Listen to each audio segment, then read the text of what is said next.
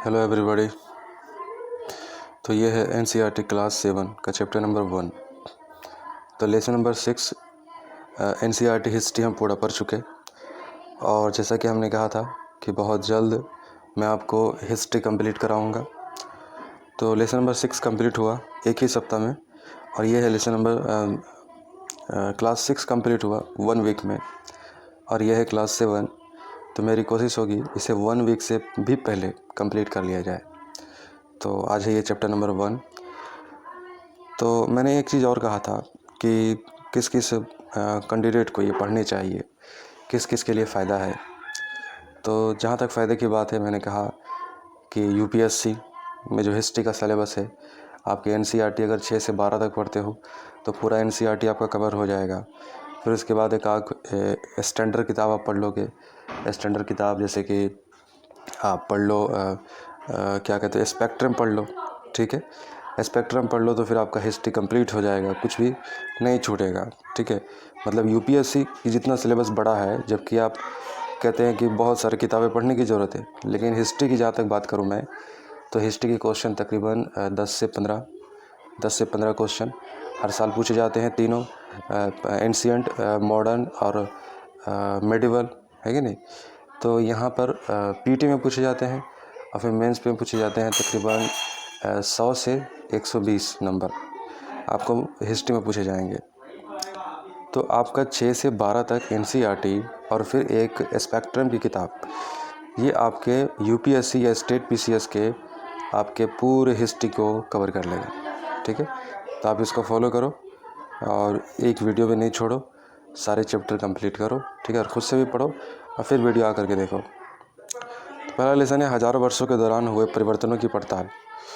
तो अब हम देखेंगे, चूँकि काफ़ी सारे चैप्टर हम इतिहास के पढ़े हैं, तब हम देखेंगे कि हज़ारों वर्ष के दौरान किस तरीके से परिवर्तन हुआ हमारे समाज में, हमारे देश, हमारे दुनिया में कैसा परिवर्तन हुआ।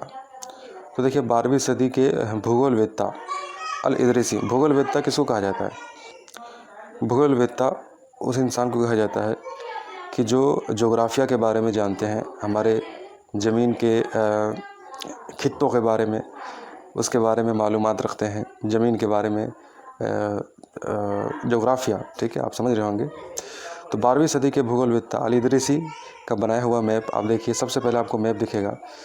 ये मैप 12वीं सदी मतलब 1200 ईस्वी के आसपास में ये बना हुआ मैप इदरीसी के द्वारा बनाया हुआ है और दुनिया के नक्शे का एक हिस्सा जिसमें भारतीय उपमहाद्वीप को भूमि से समुद्र तक दिखाया गया है। तो अल इदरीसी के 12वीं सदी के मैप में हमारे भारतीय उपमहाद्वीप को भूमि को समुद्र से सटा हुआ दिखाया गया है, जबकि हमारा एक बहुत बड़ा हिस्सा समुद्र से टच करता है। ठीक है, तो बिल्कुल एग्जैक्ट सही दिखा रहा है ये अल इदरीसी का मैप। आप मैप में जा कर के देखिए। तो मानचित्रकार जो व्यक्ति मानचित्र नक्शे बनाता है, तो मानचित्र 1 और 2 मानचित्र पर नज़र डालिए। मानचित्र मतलब कि जो इंसान अपने से चित्र बनाता है, ठीक है, नक्शा बनाता है। तो मानचित्र 1 अरब भूगोलवेत्ता अल इदरीसी ने 1154 में बनाया था। मतलब ये भूगोलवेत्ता अल इदरीसी साहब, ये मानचित्र जो उन्होंने वर्ल्ड का जो उन्होंने बनाया है 1154 में बनाया है। यहाँ जो नक्शा दिया गया है उसके द्वारा बनाए गए दुनिया के बड़े मानचित्र का एक हिस्सा और भारतीय उपमहाद्वीप को दर्शाता है। तो एक दुनिया का बहुत बड़ा हिस्सा और हमारे भारतीय उपमहाद्वीप को इस मानचित्र में स्पष्ट तौर पर दिखाया गया है। तो मानचित्र 2 एक फ्रांसीसी मानचित्रकार ने 1720 में बनाया। अब मानचित्र 2 आप देखिए, इन्होंने एक फ्रांस का आदमी है, इन्होंने ये चित्र ग्लोब का बनाया है। दोनों नक्शे एक ही इलाके के हैं मगर उनमें काफ़ी अंतर है। मतलब जिस जगह का नक्शा अल इदरीसी ने बनाया वही फ्रांसीसी चित्रकार ने भी बनाया, मानचित्रकार ने भी बनाया, लेकिन दोनों के इलाके में जो नोटिस है देखिएगा वो अंतर है। अल इदरीसी के नक्शे में दक्षिण भारत उस जगह है जहां हम आज उत्तर भारत ढूंढेंगे। ठीक है, मतलब अल इदरीसी के नक्शे में दक्षिण भारत हमारा उत्तर वहां है जहां आज हम उत्तर भारत ढूंढेंगे और श्रीलंका का द्वीप ऊपर की तरफ है, मतलब थोड़ा ऊपर की तरफ है श्रीलंका का द्वीप। जगहों के नाम अरबी में दिए गए हैं और उनमें से कुछ जाने पहचाने नाम भी है, जैसे कि उत्तर प्रदेश का नाम कन्नौज ऐसे दिया गया है। तो पहले मानचित्र के बनने के लगभग 600 वर्ष बाद बनाया गया। पहले मानचित्र जो बना 1154 में, ये अलीदर्शी ने बनाया। तो इसके 600 वर्ष बाद एक फ्रांसीसी चित्रकार ने बनाया, मानचित्रकार ने बनाया। इस कालावधि में उपमहाद्वीप के बारे में सूचनाएं काफ़ी बदल गई थी। तो अब देखिए, सवाल है कि मानचित्र अलीदर्शी के मानचित्र और 1720 में एक फ्रांसीसी मानचित्र के बनाए गए मानचित्र में, दोनों में अंतर क्या हो गया? दोनों में अंतर ये हो गया, चूँकि इस वजह से, क्योंकि 600 साल का एक लंबा टाइम गुजरा, ठीक है, 1154 से 1720। इस वजह से मानचित्र के दोनों के मानचित्र के नक्शों में चेंजेस देखने को मिले। यह नक्शा हमें ज़्यादा परिचित लगेगा, उसमें विशेषकर तटीय इलाकों को बारीकी ब्यौरे देखकर आश्चर्य होता है। यूरोप के नाविक तथा व्यापारी अपनी समुद्री यात्रा के लिए इस नक्शे का इस्तेमाल किया करते थे। अब मानचित्र 2 18वीं सदी के आरंभ में ग्विलोम द लिस्ले के एटलस नोवो के अनुसार यह उपमहाद्वीप, देखिए। लेकिन अब भीतरी इलाकों पर नज़र डालें, क्या हम इनमें भी उतने ही ब्यौरे हैं जितने समुद्र वाले तट के हिस्से में है? गंगा के मार्ग को देखें, इस तरह के दर्शाया गया है कि यह मानचित्र में तटीय और भीतरी इलाकों के बीच ब्यौरों और बारीकी को का जो अंतर है, आपके ख्याल में उसका क्या कारण है? तो आपके लिए सवाल है। और दोनों मानचित्र के बीच में अलीदर्शी के द्वारा बनाया गया और ग्विलोम द लिस्ले, एक जो कि फ्रांस का व्यक्ति है। तो इनमें जो अंतर है, इसे अंतर क्यों हुए, और जो अंतर हम जो है अंदरूनी भूमि में जो देख रहे हैं, क्या वो समुद्री तट के इलाके में भी उसी तरह के हैं? तो यह बात है। इतने ही महत्वपूर्ण एक और बात यह है, 1 मिनट, सॉरी, 1 मिनट। एक और बात यह है कि दूसरे युग तक मानचित्र आंकन का विज्ञान भी बहुत बदल गया था, ठीक है। मानचित्र के आंकने का और जोग्राफिया के बारे में इंसान का नॉलेज भी बढ़ गया था। इतिहासकार जब बीते युग के दस्तावेज, नक्शों और लेखों का अध्ययन करते हैं, तो उनके लिए उन सूचनाओं के संदर्भों का, उनकी भिन्न भिन्न ऐतिहासिक पृष्ठभूमियों का ध्यान रखना जरूरी होता है। जाहिर सी बात है, इतिहासकार जब बीते युग के दस्तावेज का या फिर नक्शा का या फिर लेखों का अध्ययन करते हैं, तो उसमें जो सूचनाएं दिए गए हैं, उन सूचनाओं के उनके क्या क्या ऐतिहासिक पृष्ठभूमि है, क्या घटना घटी थी तो ये लिखा गया, क्या घटना घटी थी कि ये बनाया गया, क्या घटना घटी थी कि ये इमारतें हुब बनाई गई, या फिर ये कुछ कदम उठाया गया है। तो उनके पृष्ठभूमियों को जानना बहुत ज़रूरी है। ऐतिहासिक पृष्ठभूमियों को, अगर इतिहासकार को सही इतिहास जानना है तो। नई और पुरानी शब्दावली, अगर समय के साथ साथ सूचनाओं के संदर्भ बदलते हैं तो भाषा और अर्थों के साथ क्या होता है, ठीक है। सूचनाएं के संदर्भ बदलते हैं समय के साथ साथ, ठीक है। सूचना मतलब, समझ रहे बात, मतलब सपोज डेट, आप इतिहास को ही मान लेना कि एक ज़माने तक कुछ और कहा जा रहा था, लेकिन उस पर और करीब ज़माना बीता, तो फिर वो चीज़ें, सूचनाओं में कुछ चेंजेज आ गए। तो भाषा और फिर क्या होता होगा, भाषा और अर्थों के साथ भी क्या ऐसा होता होगा? तो ऐतिहासिक अभिलेख कई तरह की भाषाओं में मिलते हैं, है कि नहीं। भाषाएं तो कई तरह के अभिलेख हमको, अगर हम उसी ज़माने की बात कर ले जो अभी हमने पढ़ा है 2500 साल पहले, मुग़ल साम्राज्य कह रहा हूँ, मौर्य साम्राज्य काफ़ी पहले की अपनी वर्चस्वता के साथ कायम था मगध में, है ना। पाटलिपुत्र जिसे आज कहा जाता है, पटना कहते हैं आज हम लोग। तो 2500 साल पहले, ठीक है। और उसी के समकालीन फिर क्या चेंजेज आए, जो भाषा में उन्होंने वार्तालाप किया। फिर उससे पहले आप वैदिक युग की बात कर ले, जिस समय सिर्फ़ और सिर्फ जो है संस्कृत की जो है भाषा बोली जाती थी, और फिर संस्कृत से ही ब्राह्मी लिपि और फिर प्राकृत ऐसी लिपि थी जो आम बोलचाल भाषा में इस्तेमाल किया जाता था। तो ये सब क्या हो रहा है ना, कि वक्त के साथ साथ भाषाओं और उसके अर्थों में भी परिवर्तन हो रहा है। तो ऐतिहासिक अभिलेख कई तरह की भाषाओं में मिलते हैं, और ये भाषाएं भी समय के साथ साथ बहुत बदलती है। उदाहरण के लिए मध्य युग के फ़ारसी आधुनिक फ़ारसी भाषा से भिन्न है कि नहीं। अभी जो है भाषा जो पहले थी उसमें चेंजेज आ गए हैं। जो अरबी भाषा 1400 साल पहले जो अरब में बोला जाता था, तो वो अरबी, खाटी अरबी भाषा अभी नहीं बोली जाती है। जो हिंदी अभी कुछ सौ साल पहले बोले जाते थे, वो हिंदी अभी नहीं बोली जाती है। तो भाषा समय के साथ बहुत परिवर्तन हो जाते हैं। यह भिन्नता सिर्फ व्याकरण और शब्द भंडार में ही नहीं आई है, समय के साथ शब्दों के अर्थों में भी बदल जाते हैं। और सवाल रहा कि समय के साथ कि शब्दों और अर्थ भी बदल जाते हैं, है कि नहीं। केवल ये नहीं कि व्याकरण बदल गया या फिर शब्द जो है नहीं आ गई है, नहीं, उसका अर्थ भी बदल जाता है, शब्दों का अर्थ भी बदल जाता है। तो उदाहरण के लिए हिंदुस्तान शब्द लीजिए। आज हमें इस आधुनिक राष्ट्र राज्य भारत के अर्थ में लेते हैं। हिंदुस्तान को आज हम लोग भारत कहते हैं। 13वीं सदी में जब फारसी के इतिहासकार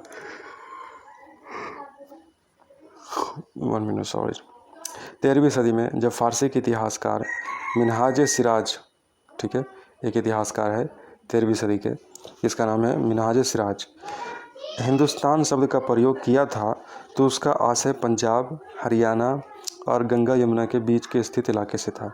मतलब 13वीं सदी में ही एक इतिहासकार है, क्या नाम है इसका, मिनहाज सिराज, इन्होंने जब हिंदुस्तान का जब प्रयोग किया तो उनके जहन में क्या था, पंजाब, हरियाणा, गंगा यमुना के बीच में स्थित इलाका, ठीक है। उसने इस शब्द का राजनीतिक अर्थ में उन इलाकों के लिए इस्तेमाल किया जो दिल्ली के सुल्तान के अधिकार में आते थे। मतलब कैसे इस्तेमाल किया, मतलब ऐसे इस्तेमाल किया था हिंदुस्तान के लफ्ज़ को कि जैसे कि जो दिल्ली के सल्तनत में जो इलाका आता है वो हिंदुस्तान है, ऐसे वो उसने डिफ़ाइन किया। तो सल्तनत के प्रसार के साथ साथ इस शब्दों के अंतर्गत में आने वाले क्षेत्र भी बढ़ते गए, ठीक है। लेकिन हिंदुस्तान शब्द में दक्षिण भारत का समावेश कभी नहीं हुआ, ठीक है। तो चेंजेज होते गए लेकिन हिंदुस्तान में दक्षिण भारत का समावेश नहीं हुआ। जो आज हमारे साउथ प्रोविंसेस है, साउथ प्रोविंसेस जो आप क्या कह लें कि तमिलनाडु, आंध्र प्रदेश, तो ये सब क्या था कि हिंदुस्तान में ये समावेश नहीं हुआ, जबकि हमारा सल्तनत बढ़ता गया तब पर भी ये चीज़ें समावेश नहीं हुई थी। दक्षिण भारत जो है हिंदुस्तान में समावित नहीं थी। हिंदुस्तान से मुराद वही था, देखिए, जैसे कि पंजाब, हरियाणा और गंगा यमुना के बीच स्थित इलाका, देख सकते हो। आज हिंदुस्तान हम पूरा भारत को कहते हैं, जबकि उस ज़माने में मिनहाज सिराज नाम का एक इतिहासकार हिंदुस्तान को किस तरीके से वो लेकर सोच रहा है।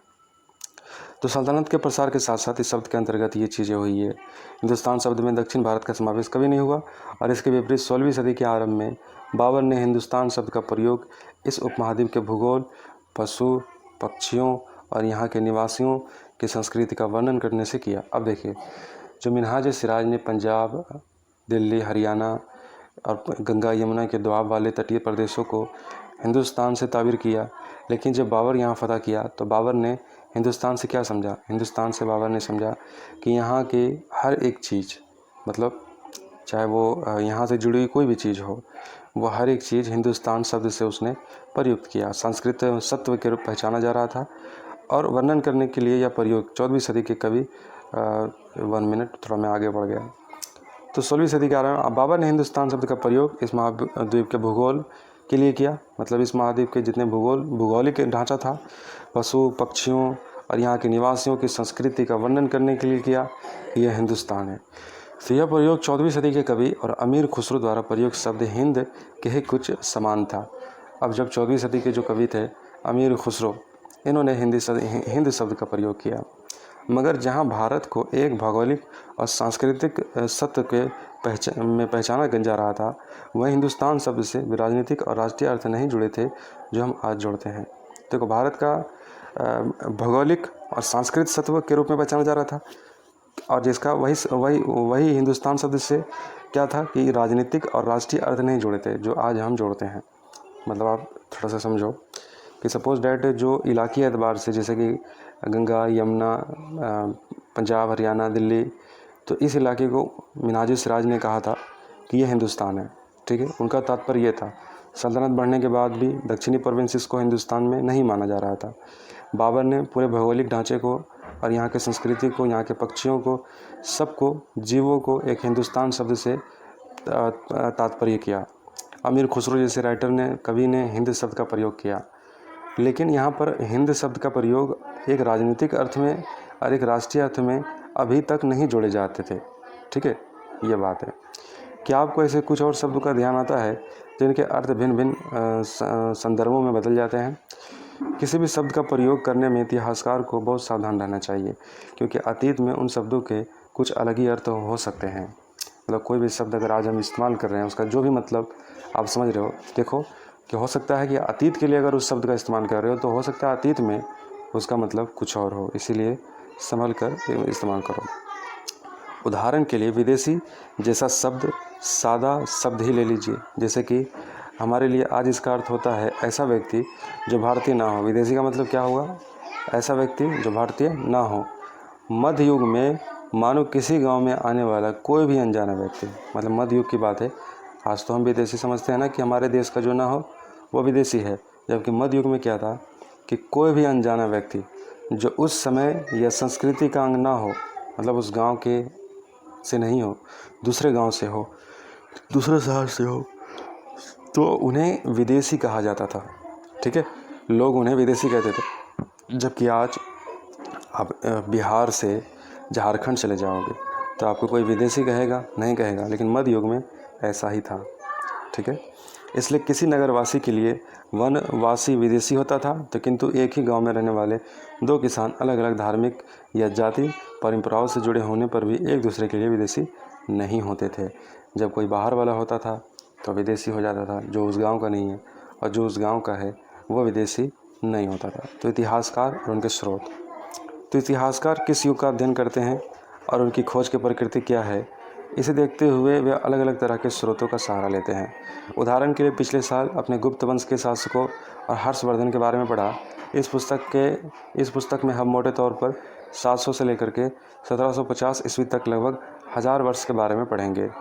इस काल के अध्ययन के लिए इतिहासकार जिन स्रोतों का प्रयोग करते हैं उनको आपको बहुत सी बातें ऐसी मिलेगी जो पिछले युग से वैसे ही चली आ रही है। इतिहासकार इस काल के बारे में सूचना इकट्ठा करने के लिए अभी भी सिक्कों का, शिलालेखों का, मतलब जो दीवार पर लिखा जाता था शिलालेख, स्थापत्य जो कि भवनें जो निर्माण कराई गई थी, तथा लिखित सामग्री पर निर्भर करते हैं। मतलब इतिहास को जानने के लिए इन्हीं सोर्सों के ऊपर हम डिपेंडेंट है आज भी।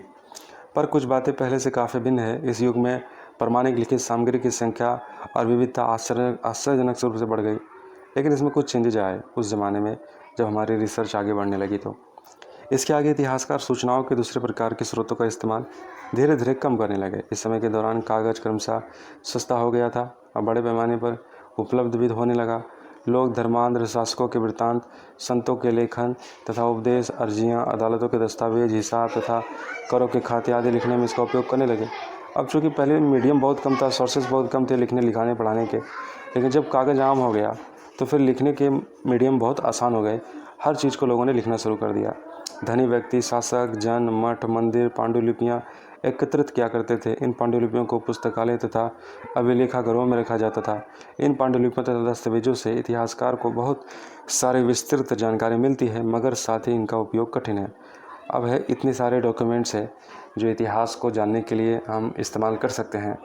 समय के साथ मध्य युग के बाद जब कागज़ जब प्रचलित हो गया तो फिर एक लंबा लंबा दस्तावेज हर चीज़ का जो है बनना शुरू हो गया। तो मध्य युग के बारे में तो हमारे पास काफ़ी लिखित और कह लें कि औचित्य सामग्री है, लेकिन पुराने इतिहासों के लिए नहीं है। और रहा सवाल कि इतिहासकार को ये सब चीज़ें बहुत सावधानी से इस्तेमाल करनी चाहिए, क्योंकि कई बार इसको समझना कठिन हो जाता है, वक्त के हिसाब से चीज़ें बदल जाती है। तो कागज़ का मूल्य देखो पहले। इन दो प्रसंगों की तुलना कीजिए। 13वीं सदी के मध्य में एक विद्वान को एक पुस्तक की प्रतिलिपि की ज़रूरत पड़ी। उसके पास उतना कागज़ नहीं था, इसके लिए उसने एक ऐसी पांडुलिपि को धो डाला जिसकी उसे ज़रूरत नहीं थी, और उसके कागज़ को सुखाकर उसका इस्तेमाल कर लिया। देखो दोस्तों, एक ज़माना था कि लोग कितने मतलब चीज़ों को कितना बढ़िया तरीके से यूटिलाइज करते थे। आज तो हम लोग कागज़ का कोई कदर ही नहीं करते। एक वर्ड गलत होता है, फाड़ देते, फेंक देते हो, कागज़ बर्बाद कर देते हो। लेकिन एक ज़माना देखो, ज़्यादा दिन की बात नहीं है, 13वीं सदी की बात है, 1300 ईस्वी की बात है, कि जब किसी लेखक के पास कागज़ नहीं होता था तो वो ऐसे कागज़ को धो करके मिटा दिया करते थे और सुखा करके उसका इस्तेमाल करते थे जिस पर ऐसी चीज़ लिखी हो कि जिसकी कोई ज़रूरत नहीं है, जिसका इस्तेमाल करना कोई ज़रूरी नहीं है, और इम्पोर्टेंट चीज़ लिखा करते थे। एक सदी के बाद आप बाज़ार से कोई खाद्य पदार्थ खरीदते तो हो सकता कि आपकी किस्मत अच्छी होती और दुकानदार वह वस्तु कागज़ में लपेट कर देता। ठीक है, एक सदी बाद, मतलब अगले ज़माने के बाद, मतलब ऐसा बहुत कम बार होता था कि दुकानदार कागज़ में लपेट कर आपको सामान दे दे। तो कागज़ कब अधिक महंगा था और कब आसानी से उपलब्ध था, 13वीं सदी में या 14वीं सदी में? तो ये आपको सवाल का जवाब लिखना है। 13वीं सदी में देख रहे हैं कि एक लेखक जो लिखी हुई चीज़ें हैं उसको मिटा करके, भिंगा करके, सुखा करके फिर से उसको इस्तेमाल कर रहा है। और फिर 14वीं सदी में हम देख रहे हैं कि एक दुकानदार कागज़ में लपेट कर कोई सामान भी दे रहा है, अगर सामान लेने वाले की किस्मत अच्छी हो तो। आज देख लो, कागज़ में सामान लेना पसंद नहीं करते। ठीक है, कैसे वक्त बदल जाता है। तो ऐसा स्थान, तो अभिलेखागार, अभिलेखागार क्या होता है? एक ऐसा स्थान जहाँ दस्तावेज और पांडुलिपियाँ को संग्रहित किया जाता है। दस्तावेज आप समझ रहे हो, लिखी हुई पांडुलिपियाँ जो हाथ से लिखी जाती है, तो जहाँ जमा किया जाता है। आज भी सभी राष्ट्रीय और राज्य सरकारों के अभिलेखागार होते हैं, जहाँ वे अपने तमाम पुराने सरकारी अभिलेख और लेन देन का ब्यौरा का रिकॉर्ड रखते हैं। तो आज भी सभी देश में राष्ट्रीय और राज्य सरकारों के अभिलेखागार होते हैं, जहाँ पर वे अपने पुराने और लेन देन के ब्यौरा का रिकॉर्ड रखते हैं। उन दिनों छापे खाने तो नहीं थे, इसलिए लिपिक या नकलन क्या है, नकल नवीस हाथ से ही पांडुलिपियों को प्रतिकृति बनाते थे। नकल नवीस मतलब वो व्यक्ति कि जो नकल करता था, देख करके, लिख करके, और पांडुलिपियाँ तैयार करता था पहले किताबों की, उसको प्रोटेक्ट करने के लिए। अगर आपने कभी किसी मित्र के गृह कार्य की नकल उतारी हो तो आप जानते होंगे कि यह काम आसान नहीं है नकल करना। कभी कभी आपको अपने मित्र की लिखावट समझ में नहीं आती होगी और आपको मजबूर होकर अंदाज़ा ही लगाना पड़ता होगा कि क्या लिखा गया है। फलस्वरूप आपके मित्र के लिखे हुए से कुछ छोटे मोटे लेकिन महत्वपूर्ण अंतर आ जाते होंगे। पांडुलिपियों की प्रतिलिपि बनाने में भी कुछ यही होता है कि जो पहले से जो सोर्स हमें प्राप्त है उसको देख करके नकल करके लिखना। कई बार ऐसा होता है कि अक्षर समझ में नहीं आता है, मीनिंग समझ में नहीं आता है, क्या लिखा हुआ है, फिर अंदाज़ा लगा करके उसको लिखना पड़ता है। ठीक है, यही बात है। तो इससे बड़ी गंभीर समस्या उत्पन्न हो गई है, क्योंकि आज हमें लेखक की मूल पांडुलिपि शायद ही किसी कहीं मिलती हो।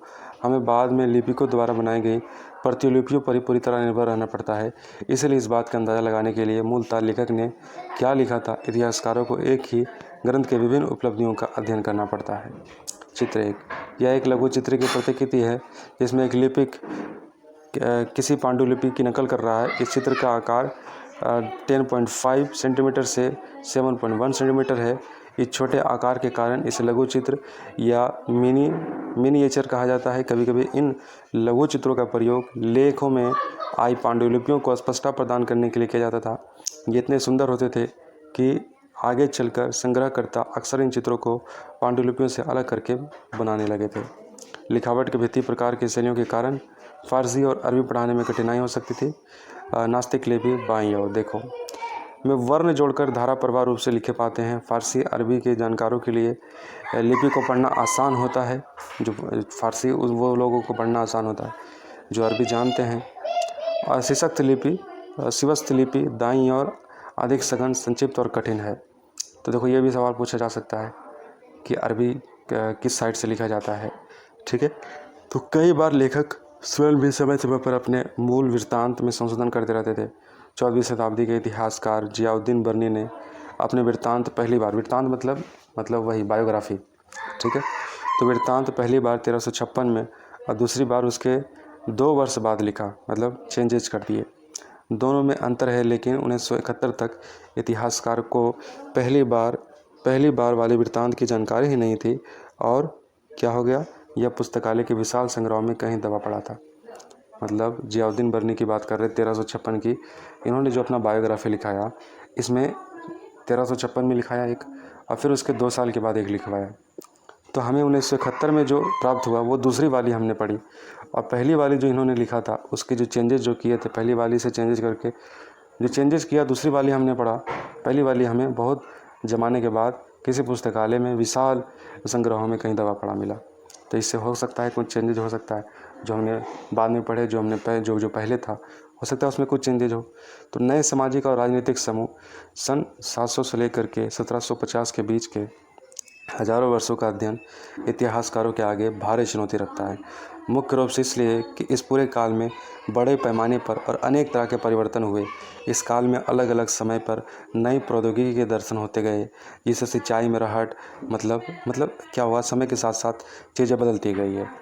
टेक्नोलॉजी में भी चीज़ें बदली है, जैसे कि सिंचाई के लिए जिस तरीके से पहले कुओं से या फिर तालाबों से या फिर केवल बारिश के मानसून पर ही निर्भर रहना पड़ता था, तो अब सिंचाई के लिए राहत क्या होता था कि कुओं से एक देखिएगा फ़ोटो में, आप पता चल जाएगा, ऐसे बताने से समझ में नहीं आएगा। तो राहत का उपयोग होने लगा, कताई में चरखे का इस्तेमाल होने लगा, युद्धों में आग्नेय अस्त्रों का बारूद का इस्तेमाल होने लगा, तो ऐसे चीज़ें बदलती चली गई। इस उपमहाद्वीप में नई तरह का खान पान भी आया, जैसे कि आलू, मक्का, मिर्च, चाय, कॉफ़ी। ध्यान रहे कि ये तमाम परिवर्तन नई प्रौद्योगिकियों और फसलें उन लोगों के साथ आए जो नए विचार भी ले आए थे। ये परिणाम स्वरूप यह काल आर्थिक, राजनीतिक, सामाजिक और सांस्कृतिक परिवर्तन को भी काल रहा है, ऐसे पता चलता है।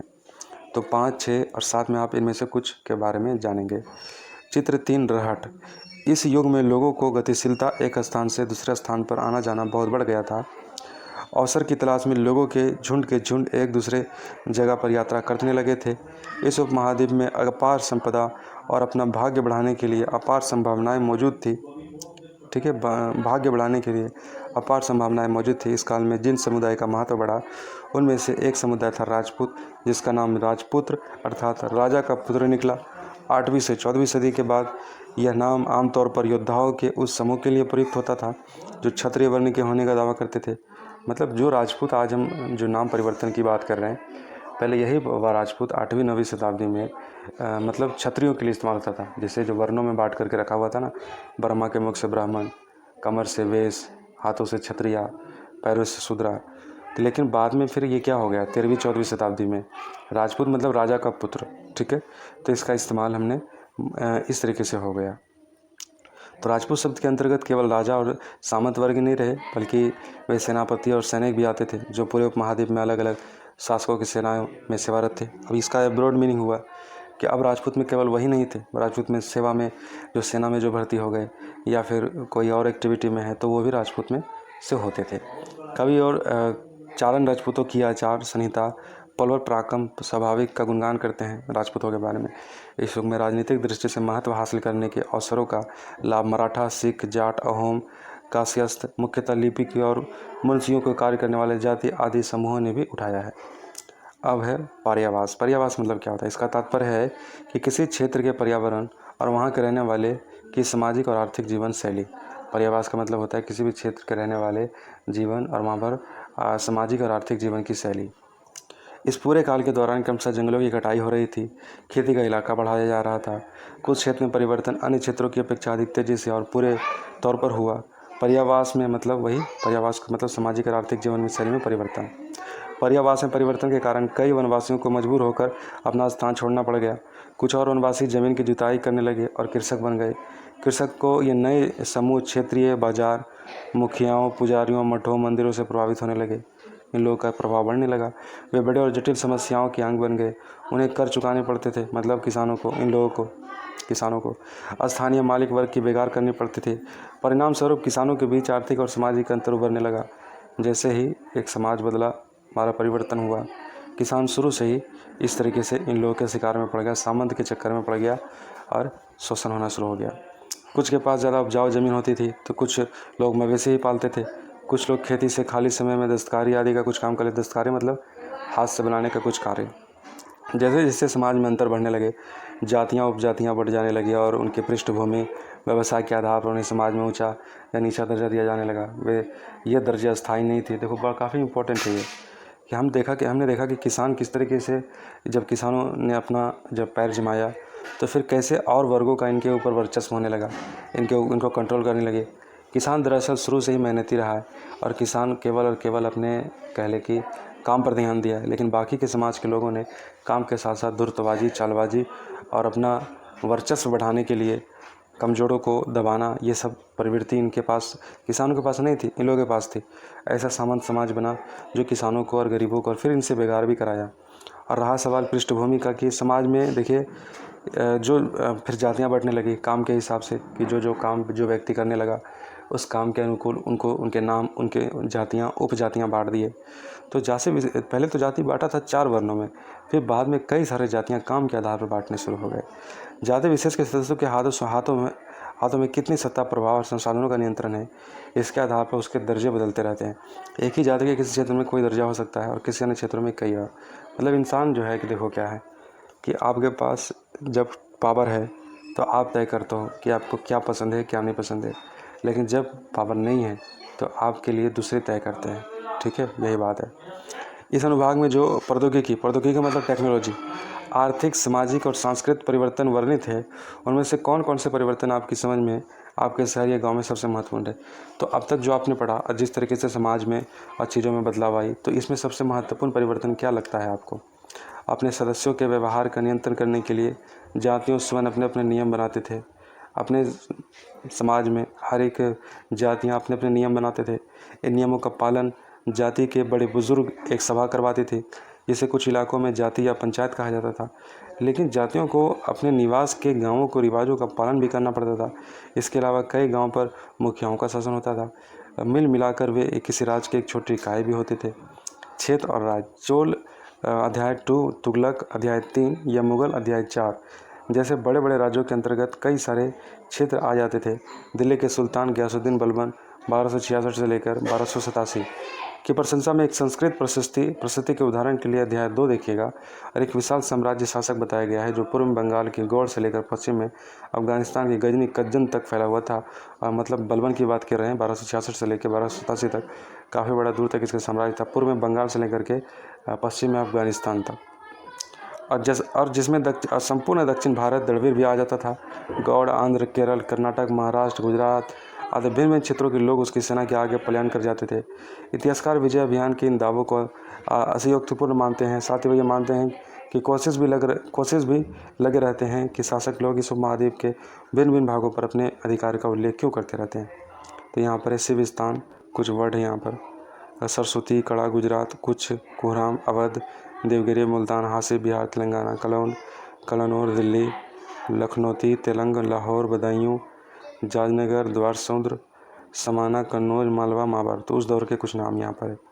मानचित्र 3, मिस्र के शिहाबुद्दीन उमरी द्वारा रचित मसालिक अल अबसर फी मसालिक अल अमसर के अनुसार मोहम्मद तुगलक के राज्यकाल में दिल्ली सल्तनत के अंतर्गत आने वाले प्रांत। तो देखिए एक राइटर है यहाँ पर, ये मिस्र के एक राइटर हैं जिन्होंने अरबी में यहाँ पर एक किताब का नाम दिया गया है। क्या नाम दिया गया है किताब का? मसलिक अल अबसर की फी ममालिक अल अमसर। ठीक है, ये एक व्यक्ति है, इन्होंने जो किताब लिखा, सॉरी ये किताब का नाम नहीं है, मिस्री एक व्यक्ति का नाम है ये। इन्होंने तुगलक के बारे में, उस राज्यकाल मतलब दिल्ली सल्तनत के बारे में, अपने अंतर्गत आने वाले प्रांत में इन्होंने बताया कि कहाँ कहाँ इनके अंतर्गत कौन कौन से एरिया दिल्ली सल्तनत के अंतर आते थे। एक मिस्री इतिहासकार ने देखो क्या कहा है, उस दौर की बात है। आप क्या समझते हैं, शासक ऐसे दावे क्यों करते थे? ज़्यादा क्षेत्र पर अपना दबाव बताना, या फिर हो सकता है झूठ भी हो सकता है सच भी हो।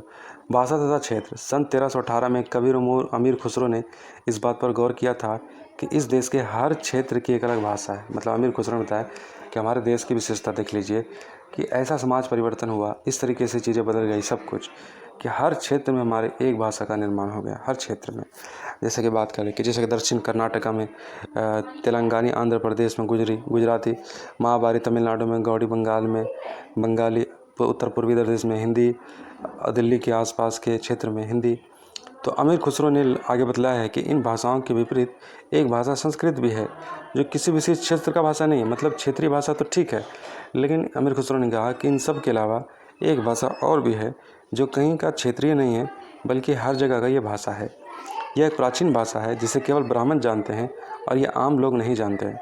तो अमीर खुसरो द्वारा उल्लेखित भाषाओं की एक सूची बनाओ, और एक सूची उन भाषाओं के नाम की बनाओ जो उनके द्वारा उल्लेखित क्षेत्र में आज भी बोली जाती है। जो नाम एक से है उन्हें रेखाचित्र कीजिए, और नाम भिन्न है उनके घरों और गहरा खींच दीजिए। बात ये की जा रही है कि अमीर खुसरो ने उस टाइम में जो भाषाओं की बात की है, उन भाषाओं का नाम की सूची बनाओ, और एक सूची उन भाषाओं की बनाओ जो उन क्षेत्र में आज बोले जाते हैं। क्या आपने ध्यान दिया है कि समय के साथ भाषाओं के नाम बदल गए हैं? सन 700 तक क्षेत्र में अपने अपने भौगोलिक आयाम तय हो चुके थे और उनकी अपनी अपनी भाषा तथा सांस्कृतिक विशेषताएं स्पष्ट हो गई थी। अध्याय 9 में आपको इनके बारे में और अधिक जानकारी मिलेगी। ये क्षेत्र विशेष शासक राजवंशों से भी जुड़ गए थे। इन राज्यों के बीच भी काफ़ी टकराहटें चलती रहती थी। कभी कभी चोल, खलजी, तुगलक, मुगल जैसे राजवंश अनेक क्षेत्रों में फैला और विशाल साम्राज्य खड़ा कर लेते थे। ये सभी साम्राज्य समान रूप से अस्थिर सफल नहीं हो पाते थे। उदाहरण के लिए अध्याय 3 अध्याय 4 के तालिका 1 की तुलना कीजिए। खलजी और मुगल वंश के शासन कितनी अवधि तक चले, ये बात हम पढ़ेंगे। 18वीं सदी में मुगल वंश पतन की ढलान पर था। फलस्वरूप क्षेत्रीय राज्य से फिर उभरने लगे, क्षेत्रीय राज्य फिर उभरने लगा। लेकिन वर्षों से जो सर्व क्षेत्रीय साम्राज्य का शासन चल रहा था, उसमें से क्षेत्र की प्रकृति बदल गई। उन पर छोटे बड़े राज्यों का शासन चलता रहा। राज्यों की बहुत सी बातें इस उपमहाद्वीप में अधिकतर भाग पर फैल जाने से इन क्षेत्रों का विरासत में मिली थी। इस तथ्य का पता हमें कई परंपराओं से लगता है जो इन क्षेत्र में उभरी थी। इन परंपराओं में से कुछ दूसरी से भिन्न और कुछ एक समान है। ऐसी परंपराओं के हमें प्रशासन, अर्थव्यवस्था के प्रबंधन, उच्च संस्कृति तथा भाषा के संदर्भ मिलते हैं। सन 700 से लेकर 1750 के बीच के 1000 वर्षों में विभिन्न क्षेत्रों की प्रकृति एक दूसरे से कटकर अलग अलग नहीं पनपी थी। हालांकि उनके चरित्र अपनी विशेषताएं बनी रही, मगर समन्वय की सर्व क्षेत्रीय ताकतों का प्रभाव उन पर पड़ा था। तो बात कर रहे हैं हम कि कैसे सन 700 से लेकर के 1750 के बीच में चीज़ें बदली और शासन की प्रवृत्ति बदली, और काफ़ी जो है किसी को शासन जो व्यवस्था थी क्षेत्रीय और केंद्रीय किस तरीके से बढ़ी। जब केंद्रीय कमज़ोर हो जा रहा था तो क्षेत्रीय शासन जो है सर उठा रहा था। जैसे कि मुग़ल की बात कर रहे हैं, तो कैसे मुग़ल का जब पतन हुआ तो मुग़ल की जगह पर कौन आने लगा?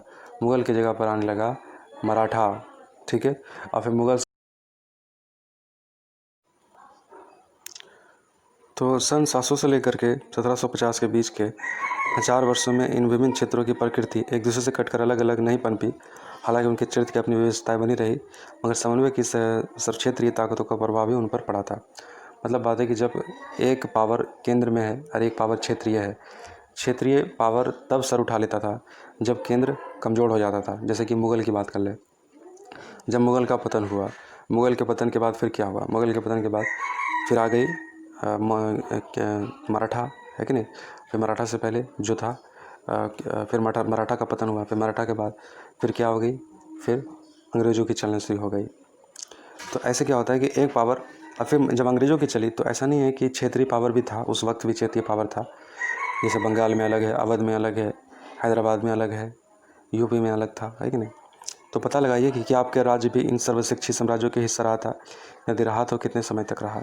मतलब कोई भी राज्य हमेशा नहीं रहता और उनका पावर डाउन हो जाता है तो कभी किसी का उसके जगह पर कोई और आ जाता है।